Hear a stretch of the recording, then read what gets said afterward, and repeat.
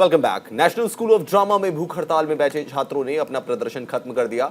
छात्रों ने प्रदर्शन क्यों किया, उनकी मांगे क्या थी और ऐसा क्या परेश रावल ने कहा कि छात्र भूख हड़ताल खत्म करने पर राजी हो गए, देखिए इस रिपोर्ट में।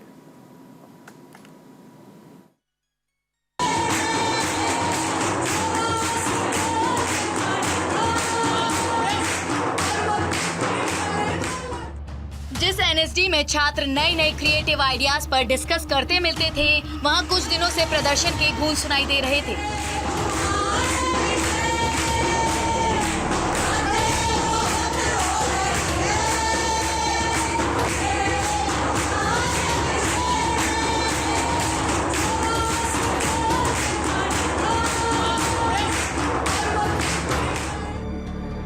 हालांकि नेशनल स्कूल ऑफ ड्रामा के चेयरमैन परेश रावल के आश्वासन के बाद प्रदर्शन तो खत्म हो गया, लेकिन छात्र भूख हड़ताल पर क्यों बैठे, उनकी क्या मांगे थी, ये भी जानना जरूरी है। अपने अभिनय से दुनिया जीतने का ख्वाब लिए नेशनल स्कूल ऑफ ड्रामा आने वाले छात्रों ने एनएसडी प्रशासन पर भ्रष्टाचार सहित कई आरोप लगाए। प्रदर्शन की गूंज जैसे ही बाहर सुनाई दी, जिम्मेदार लोग हरकत में आए। परेश रावल खुद छात्रों से मिलने पहुंचे और उनकी समस्याओं को सुना। तो हमारी बेसिक डिमांड जो है वो है एकेडमिक्स। तो इतना बड़ा इंस्टीट्यूट है पूरे इंडिया में, पूरे देश में एशिया का सबसे बड़ा इंस्टीट्यूट है, 10th rank in the world. तो हमारा जो एकेडमिक्स था वो कहीं ना कहीं से लैग कर रहा था। क्वालिफाइड परमानेंट फैकल्टी नहीं है, सिलेबस स्ट्रक्चर नहीं है, प्लान स्ट्रक्चर नहीं है। तो हमारी डिमांड्स वही थे कि जब तक ये चीज़ें ना हो, हमारे पास ये चीज़ें ना हो, स्ट्रक्चर सिलेबस नहीं हो, तब तक हम प्रोटेस्ट पे बैठेंगे। एक स्टूडेंट था, उसका आज 5वां दिन था, 6ठा दिन था, वो हंगर स्ट्राइक पे बैठा था। तो फाइनली आज चेयरमैन साहब आ गए हैं, तो उन्होंने अपने हंगर स्ट्राइक तोड़ दिया। लेकिन हमारा प्रोटेस्ट ख़त्म नहीं हुआ। प्रोटेस्ट चलेगा जब तक हमारी जितने भी हमारे स्टूडेंट्स की डिमांड्स थी, जब तक उनका हट में रिटर्न में पूरा फुलफिलमेंट के लिए नहीं आएगा, प्लानिंग नहीं आएगा कि आपके फुल किए जाएंगे नहीं किए जाएंगे, तब तक। मैं वैसे तो 5 की शाम से बैठा था, लेकिन ऑफिशियली 6 माना जाएगा उसको। तो 5 की शाम से मैं बैठा हुआ था और भूख हड़ताल की डिमांड यही थी कि चेयरमैन आकर सोसाइटी मीटिंग बिठाए और ऑफिशियली एक मीटिंग हो, ताकि जितने भी मसले हमारे वो सॉल्व हो सकें, वो रख सकें हम उनके सामने। हमारी कुछ बेसिक डिमांड्स थी कि हमारे स्कूल में जितनी फैकल्टी होनी चाहिए उतनी नहीं है। जैसे 17 लोगों की जगह है यहाँ पे, और लेकिन हमारे पास गिन के 6 फैकल्टी हैं। तो परमानेंट फैकल्टी की रिक्रूटमेंट। दूसरा, जो हमारे डायरेक्टर हैं वो थिएटर बैकग्राउंड से नहीं है, तो उनके साथ हमारे बहुत कम्युनिकेशन गैप होते हैं, क्योंकि वी आर आर्टिस्ट। अगर उनका वैसा माइंडसेट नहीं होगा तो चीज़ें हमें उस तरीके से मुहैया नहीं हो पाती थी। तीसरी, जो हमारा एकेडमिक शेड्यूल है वो बहुत हैम्पर हुआ है, just because of administration thing, like budget, like proper schedule जो हमें मिलना चाहिए, जिसकी वजह से हमारी क्लासेस बहुत हैम कर रही हैं। बेसिक हमारी इस तरीके की डिमांड्स हैं। जो हमारी एजुकेशन में क्वालिटी होनी चाहिए, और जो हमारे जो गेस्ट फैकल्टी आते हैं उनको रुकने के लिए अच्छी जगह, क्योंकि वो रिनाउंड लोग हैं, उनको यहाँ पे आके नॉर्मल गेस्ट हाउस में ना उनकी पेमेंट ना रुकी जाए। उनकी पेमेंट बहुत डिले हो जाती थी just because of lack of administration.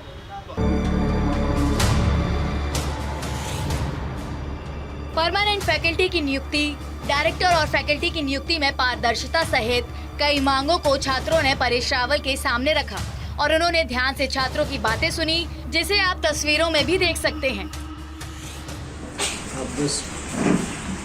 Society के साथ मीटिंग के लिए डेट दीजिए।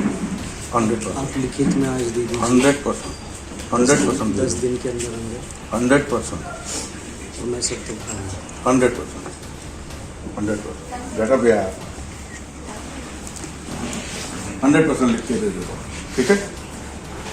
सर आप डेट बता दीजिए तो सोसाइटी अभी मैं इनको गौर साहब के साथ बैठ के आपको डेट बता देता हूँ, लिख के देता हूँ। सोसाइटी के साथ ये मीटिंग होगी, ठीक है। वहीं पूरे विवाद पर नेशनल स्कूल ऑफ ड्रामा के डायरेक्टर डॉक्टर रमेश चंद्र गौड़ ने न्यूज इंडिया के हेड ऑफ स्पेशल अफेयर्स प्रशांत शर्मा से बात की। उन्होंने क्या कहा, आप भी सुनिए। मेरे साथ नेशनल स्कूल ऑफ ड्रामा के डायरेक्टर रमेश चंद गौड़ जी मौजूद हैं। गौड़ साहब, आपके यहाँ पे बच्चों का स्ट्राइक चल रहा था, आज उस स्ट्राइक को स्थगित किया है, क्या निर्णय हुआ, क्या बच्चों से वार्ता हुई?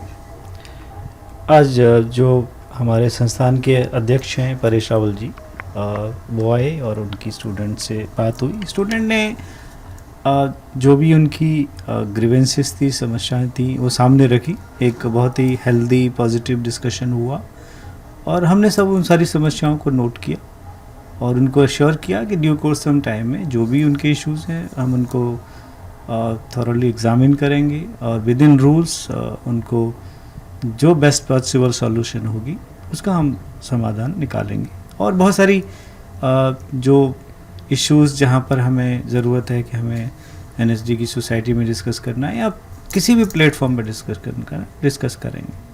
अच्छा सर, बात करें एनएसडी से कई जाने माने कलाकार निकले हैं, तो अभी वहाँ ये समस्याएं आई हैं, तो क्या छात्र हित में कोई प्रशासन ऐसा बदलाव करने जा रहा है या फ्यूचर में कोई मीटिंग करेगा जिसके जरिए छात्रों के हित में कुछ कार्य किए जा सके? देखिए, जैसे आप जानते हैं कि मैं अतिरिक्त प्रभार के तौर पे वहाँ पर निदेशक हूँ। पिछले 6 महीने में 7 महीने में मैंने बहुत सारे वहाँ पर ट्रांसफॉर्मेशन लाने की कोशिश की है, चाहे वो एडमिनिस्ट्रेटिव सिस्टम हो या फिर वहाँ की एकेडमिक स्ट्रक्चर हो, एकेडमिक फंक्शनिंग हो।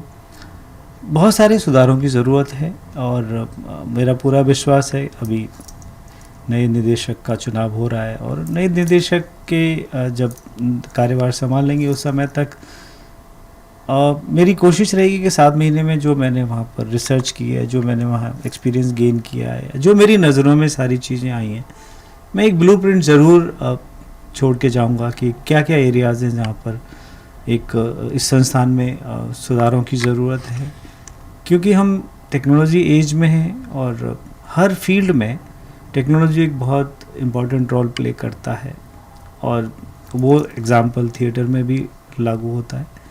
तो ऐसे बहुत सारे मेरे आइडियाज़ हैं जो मैंने ओवर द इयर्स अपने एक्सपीरियंस के बेसिस पे यहाँ सोच के निकाले हैं और डेफिनेटली उस तरह का एक ब्लूप्रिंट में जो भी यहाँ निदेशक आएगा उसको मैं ज़रूर देके जाऊँगा। ये थे मेरे साथ एनएसडी के डायरेक्टर गौड़ साहब जो बता रहे थे कि ये अपने अनुभव के आधार पर चाहेंगे कि नया डायरेक्टर आए, वो भी यहाँ बदलाव लाए और अपने रिसर्च के आधार पर ये चाहेंगे कि जितनी मेहनत ये अभी कर रहे हैं उसके आधार पर छात्रों की सुविधाओं के लिए जो बेहतर प्रयास किए जा सकते हैं, टेक्नोलॉजी को बढ़ावा दिया जा सकता है, वो किया जाए।